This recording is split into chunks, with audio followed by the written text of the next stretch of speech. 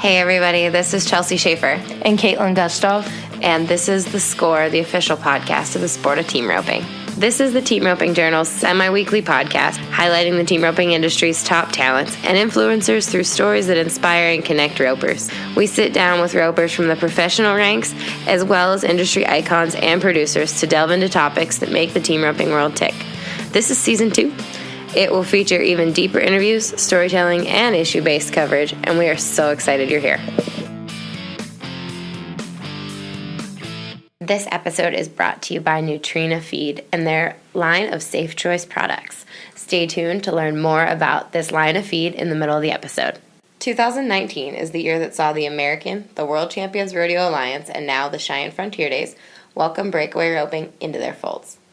But everything that happened this year, the stuff that drew the big headlines and the rodeos that saw young girls win tens of thousands of dollars in mind-blowing fashion, that took decades worth of work, grassroots support, and a few women who stuck their necks out to advocate for themselves and others. A few of those women who haven't been silent about the opportunities that rodeo committees, sponsors, fans, and associations have been missing out on by not including the ladies, a couple of them are Lari Dee and Hope Thompson, and they're today's guests on The Score. Lari Dee and Hope have some 15 WPRA world titles between them, and they've cashed hundreds of thousands of checks at the major team roping and breakaway jackpots across the country. In fact, LD just won the Spicer Gripp Breakaway title, worth $7,700. They're teachers, too, who spend most of their year traveling the country, introducing new students to the sport of breakaway roping and team roping. I hope you guys enjoy this conversation. I want to thank Lari Dee and Hope in advance for this little chat that we did there in Cheyenne.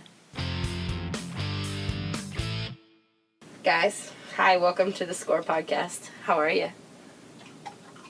We are doing this for real now. You're asking us how we are. Yeah.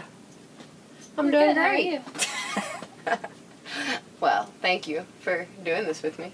Yep. It's weird to have our conversation recorded because we're supposed to be natural, but I don't know how natural we can be. Feels pretty natural. Good. Other than the microphone sitting in the middle of the table. Is it weird? No, I'm not looking at it. That's good. Keep looking at your phone. Well, guys, I'm glad. I've been wanting to do a podcast with 2 other people because usually it's just me and somebody else talking, but I want to just have a conversation with both of you. I think it'll be more fun with the 3 of us than just one podcast with Hope and one podcast with Lari Dee. Let's do it. Well, we usually have these conversations, but we usually have one more in there, so we usually have 4 because Carrie's usually with us. Yeah, Carrie's usually with us. She's sad that she's not with us today. Yeah. So for the fans listening, Hope and Lari Dee and I have been friends for a while, and we have a fourth best friend in our crew. So I'm really glad that we're getting to show the world that we are really good friends. That's right. That's right. And I don't know. We'll have to censor ourselves some, but not too much, hopefully. Okay, good. Good. We'll not do anything to get us fired or sponsors dropped or anything like that. That would be bad. Yeah. Terrible news. So that'll set the tone. But okay, so I know so much about you guys, but I want to know a little bit more. And this is kind of the question that I've starting out with on these shows. Take us into the practice pen that you roped in as a kid. What did that arena look like? What was your dad saying to you? Who was... I said we got to censor ourselves a little bit. What did the arena look like? What kind of cattle were you roping? What kind of horses were you riding? Give me that whole rundown. Well, when I was a kid, I had a good horse, a little mare. I had her since she was 2 years old, and my granddad would, every day that I would come home, he would have my horse saddled, have the calves pinned, and waiting for me to get down there. And my dad, he's the one that helped my brother and I to learn to rope and taught us all the basics and mechanics and, all that. And, when we were little, it seemed a lot more fun, than when we got a little older. Practices got pretty tough, and I said I guess that's what molded the way or the person that I am, because my practices were there was a lot of screaming and hollering, and you didn't miss, and they were more about catching the calf and doing your part and there wasn't much fun involved. And nowadays I go down there with a purpose, and try to do my job and all that. But I try to at least help us to have fun. I mean, I want us to have fun, because this is something we get to do that we don't have to do. And when you get a gift like that it's something that you need to be, appreciative of and have fun doing, I feel like. How much did you and Tommy being kind of pitted against each other help you, and how did it hurt you? Both. I was always compared to my brother, and he was compared to me. If any time that he didn't do good, that girl can outrope you, and your sister can do this better, and all that stuff. And same for me. I mean, I was always against him. Do what he did better, and all that.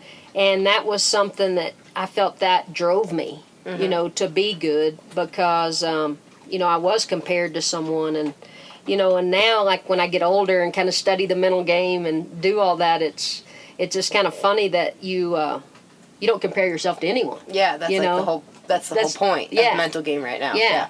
And so I have to I work on myself a lot to keep my focus on me and what's important right now, and all of that. So it helped and hurt, I guess. And Hope, you would have been very different as far as your upbringing. Yeah, I didn't grow up in a rodeo family at all.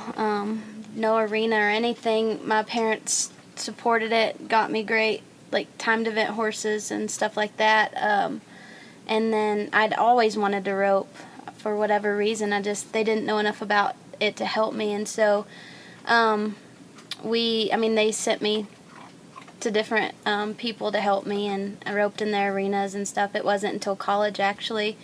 I came home before the college finals and needed to practice, and so I split our pasture in half with T-posts and chicken wire. And did you tap the T-posts? Yeah. You did? Yeah. Cowgirl. I had some help. But, I did, and dished it up. It was sand, and... Good thing it was sandy, because they're probably not very deep. They're probably all leaning. Yeah. Come on, you guys. It worked. It's still there today. Not going to tell you when I went to the college finals. So. Last year. And so that's how I got into it, just their support and get me to the right people. Through college, I lived with Jade and Wendy Connor. They had an arena, and actually bought my first really good rope horse from them. And just like I said, just getting around the right people with the right help, and went on from there. As far as your mental game, though, I feel like that's the polar, like, so I had parents that weren't into rodeo, and they just loved me and were happy and supported me no matter what. And I found my own motivation or my own competitive edge, where Lari Dee's came a lot from all kinds of different people influencing her. Where did your competitive edge come from?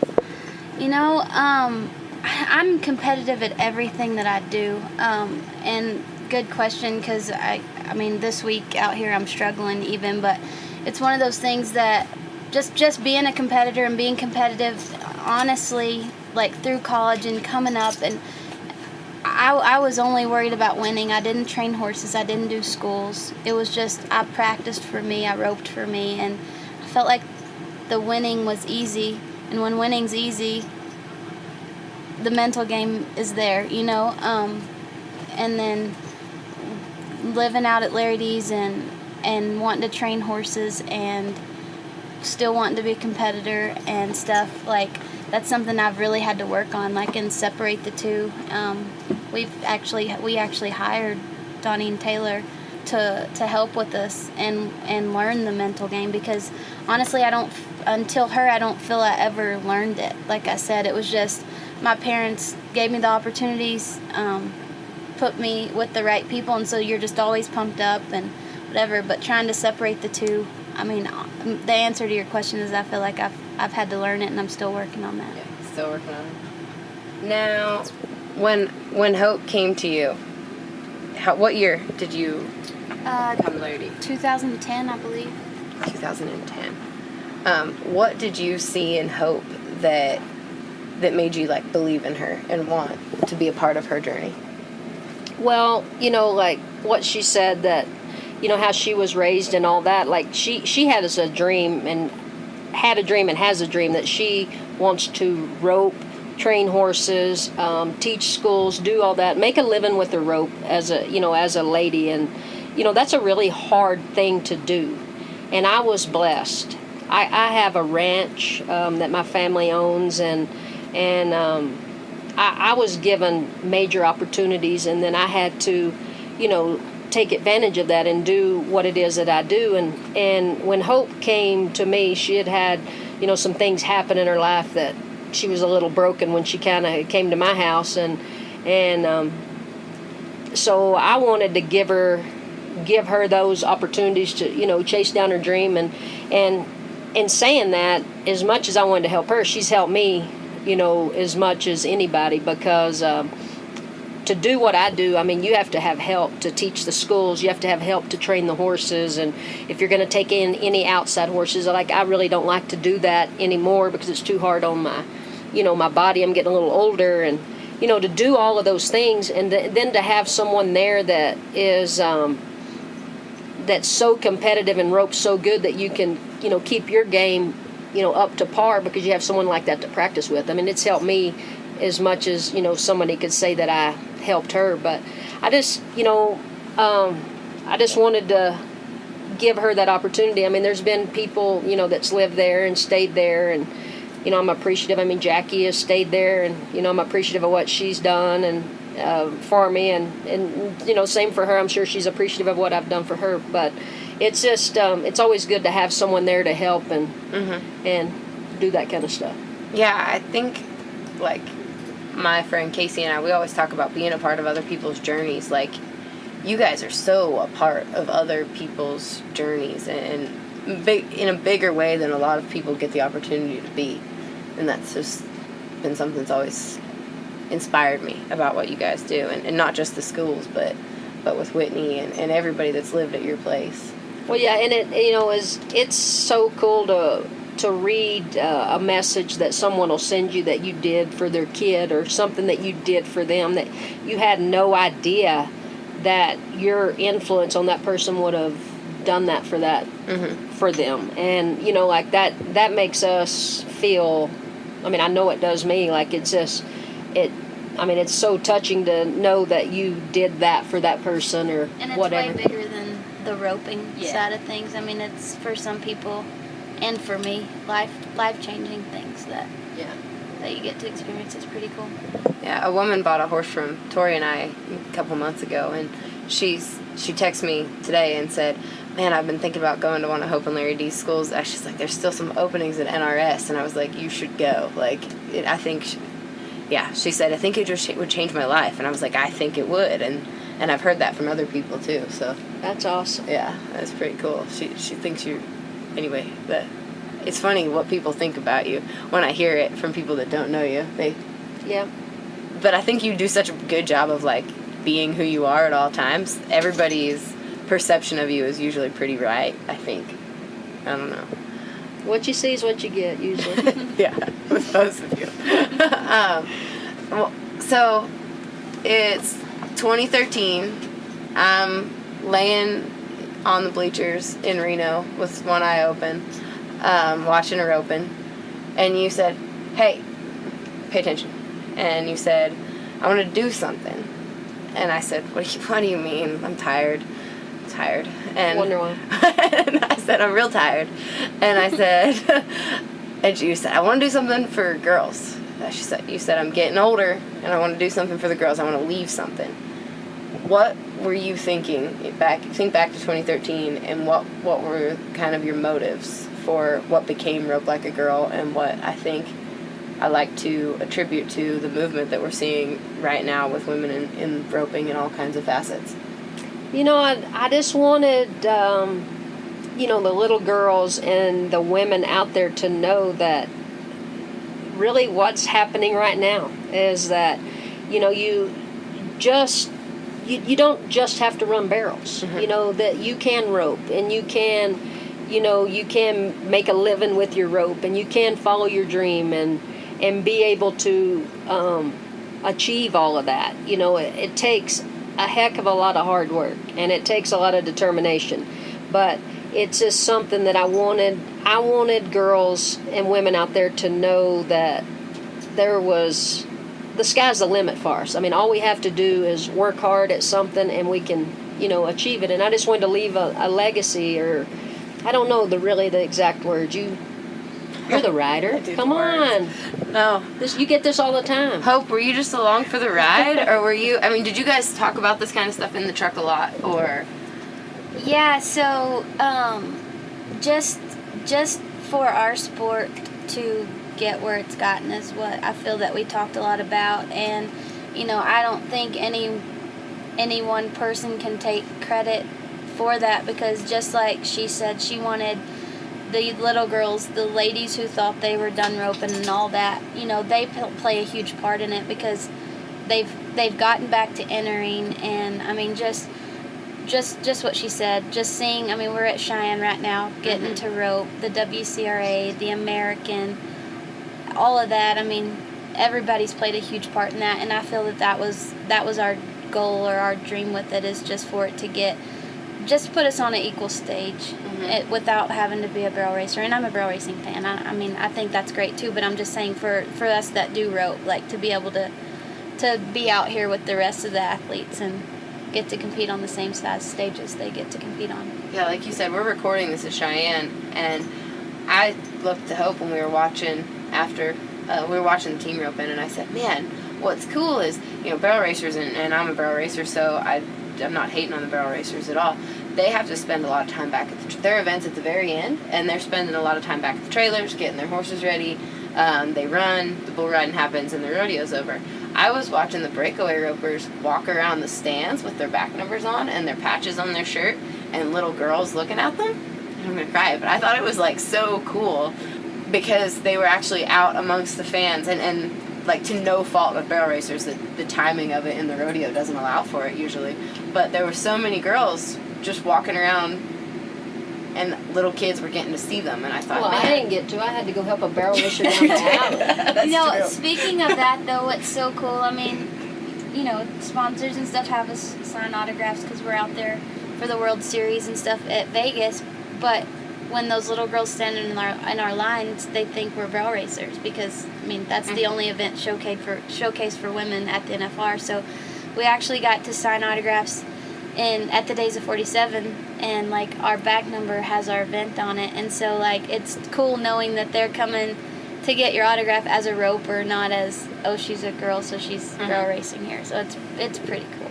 And I think it's cool that, that Breakaway's getting, to where it is. And I just want, the fans and the people out there to know that we as Breakaway ropers want it as an added women's event. We don't want breakaway roping to ever replace any kind of event in rodeo. We want to be, we want to be a part of it, yes, of, professional rodeo, and have 2 ladies events out there.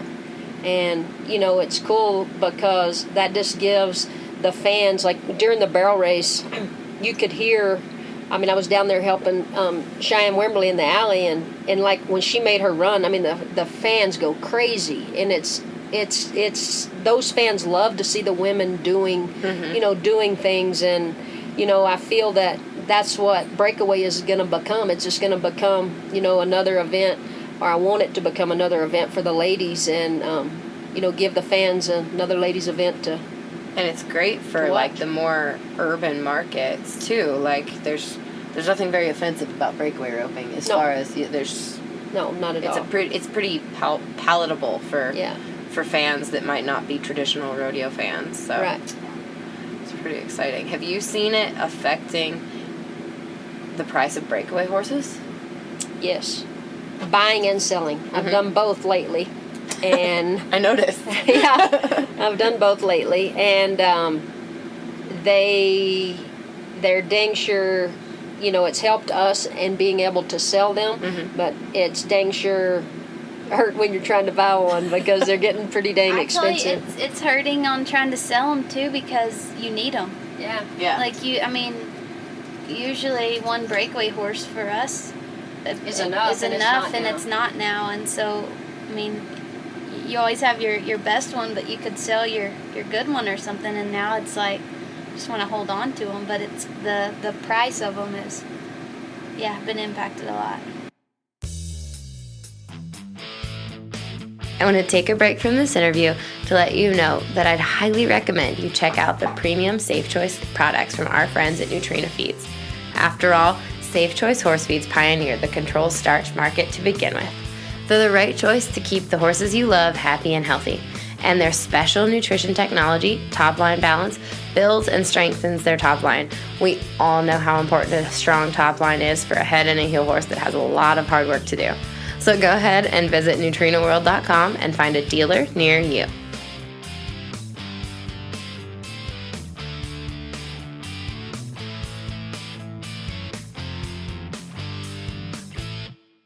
How about the amount of time that you guys spend practicing breakaway roping versus team roping? I mean, how are you balancing that now? Well, since Reno, I haven't even been able to run a steer. We've almost been gone doing, the rodeos and the ropings and all that. And, I'm a big team roper. I train a lot of head horses and all that. And so it's kind of taking a toll on my team roping, but I know it'll all get balanced out, when I get back home, because it's just like Trevor. I mean, he can, he practices, 3 to 5 events, but it'll all balance out. But right now, I mean, it's since the middle of June, I haven't even run a steer. Wow. I know. Do you have your spots for Vegas? I do have, I think I have two right now for Vegas. Do you have any hope? One. Wow. You guys better get to team roping soon. As far as at the grassroots level, have you seen what change maybe over the last decade have you seen in little girls wanting to rope? Have you seen a change? Man, I get beat all the time. There's a huge change. Yeah. I don't know if the days of 47, Jordy, 16 years old. Jordy Eden, 16 years old, wins the days of 47, 50,000. Madison Uthier wins the 100,000 at the American. I mean, yeah, it's changed. Holy cow. And, the thing here at Cheyenne, you have to be 18 years old to enter here. So there's not, really those younger kids, but we rope against them. I have a rope like a girl, roping along with the junior calf roping championships. And those little girls will enter our open breakaway, and you're not trying to beat me or Hope or Jackie. I mean, we're trying to beat those 14, 15-year-old kids, That's awesome. It's not just extra event for the all-around anymore. Like, it's not just like, having a really good barrel horse and entering the breakaway for all-around points when you're younger. Like, there's a future in it. They're working at it, and it's for real. It's showing. Yeah. And I don't know because I've not been around breakaway roping as much as obviously you guys, but not very long. Like, I loved seeing Jimmy Joe enter places, like people that hadn't breakawayed in so long but are so dang handy. I love seeing Nellie Miller.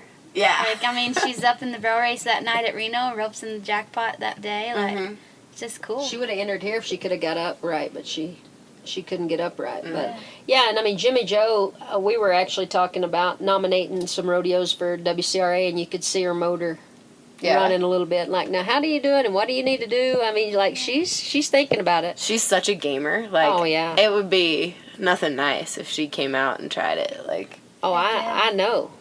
Yeah, I think that's super cool.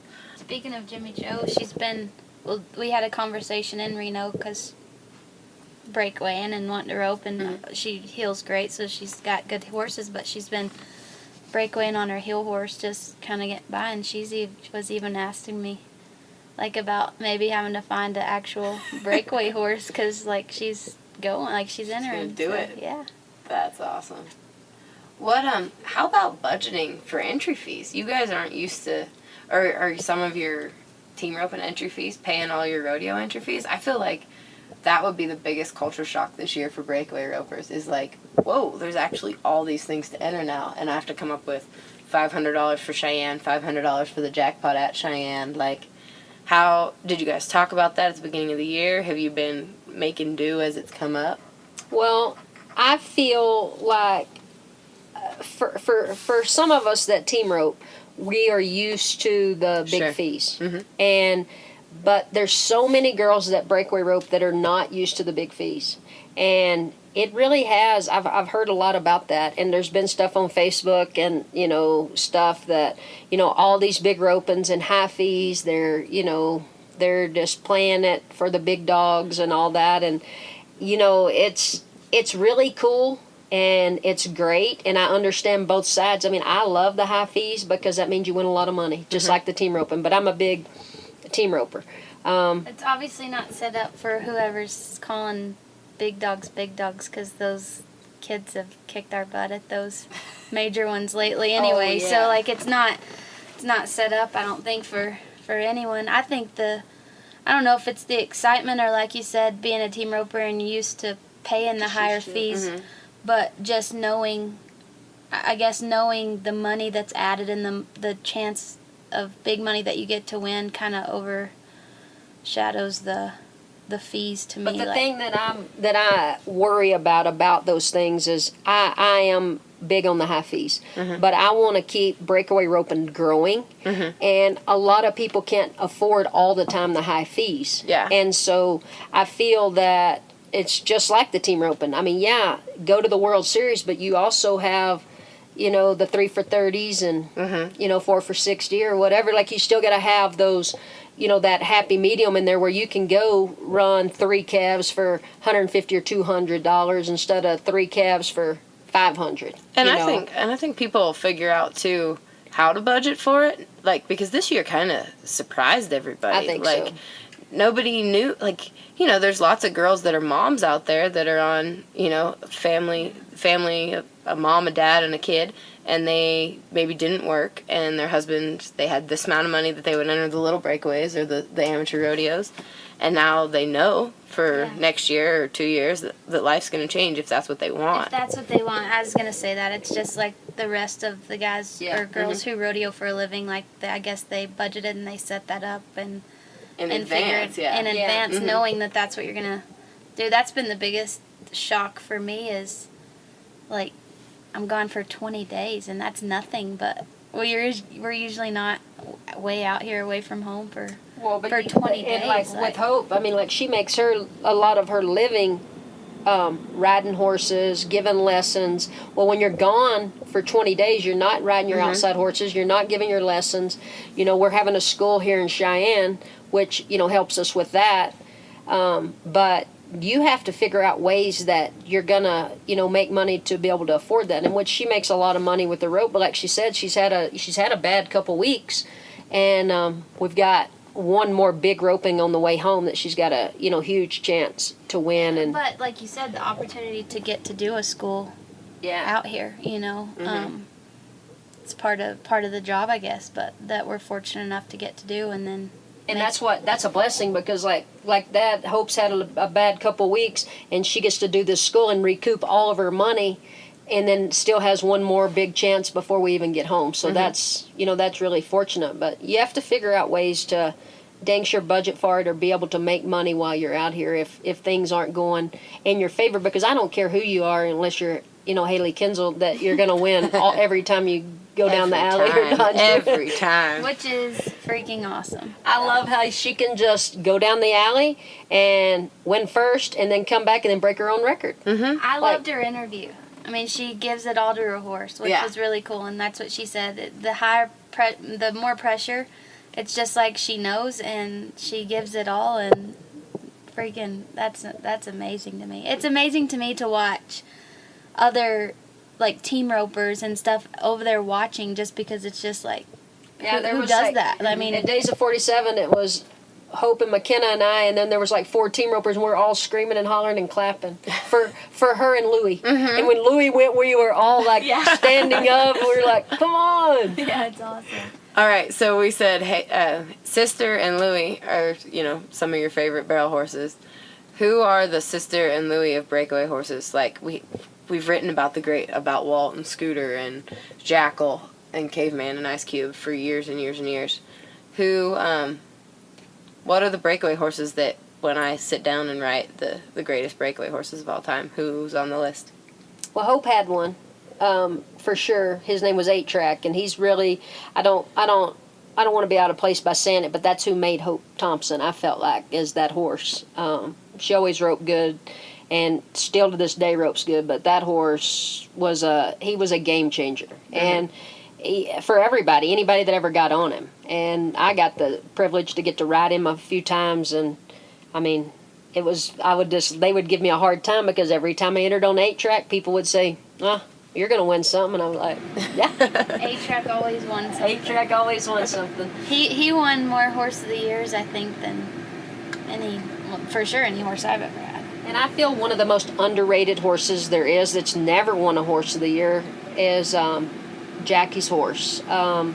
His name's T-Boy. And that horse it doesn't matter where you ride him. It doesn't matter who rides him. I mean, last year, I think at Reno, me and Kelsey and Jackie tag teamed him at the jackpots and at the rodeo, or at the roping there, and he fits everybody's style and every situation. And he's one of the most underrated one I feel that's out there. I feel he's a great horse. Hope has another great horse, Ink. Little girl Josie Connor just borrowed her at Days of 47. She's been the world's champion calf horse in the AQHA Reserve. And I've rode her. Hope's rode her. Trevor's rode her. Ciara's rode her.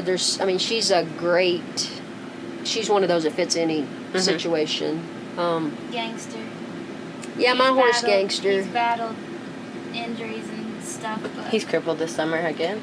He's actually doing really good. I would never ride him at a place like this. He would actually shine here really well because he runs so fast and rates and stops the clock and all that. But he's torn his deep flexor tendon twice, and I would not want to put him through something like this. Yeah. But anytime it's a short score or anything like that, I'm for sure going to ride him. I think there was a few of us that got invited to San Juan Capistrano this year, and That's I'm for exciting. sure. Oh man.